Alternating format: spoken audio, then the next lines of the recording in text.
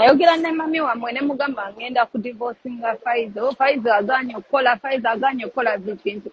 Can you believe Faizo wala na mama wange? He has spent 3 months without talking to my mother. What did she do to Faizo? Loving him, nampaying like that. My sister came n'atulabirira bulungi nnyo. Honestly, she used to cook for us every morning ng'atulabirira.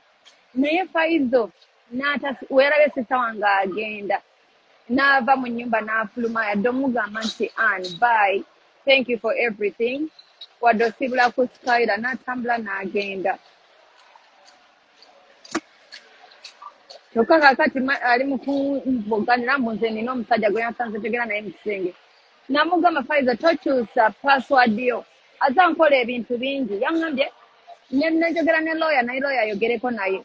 N'agamba oba oyagala okundivorcinga, I will not leave this country. Meaning for him yatuuka. Naye ngekyogedde yandiŋŋambye, Maggie, you know what, let's sit down and talk. After getting a ticket nga yaŋŋamba musobola mudivorcingira London, kati ate essaawa eno lawyer nga ŋŋamba you can divorce him from London. Ngamba, you know what, kansabe divorce biri. Kubanga takyanjagala, he has no interest in me. He never loved me. He had his other intentions.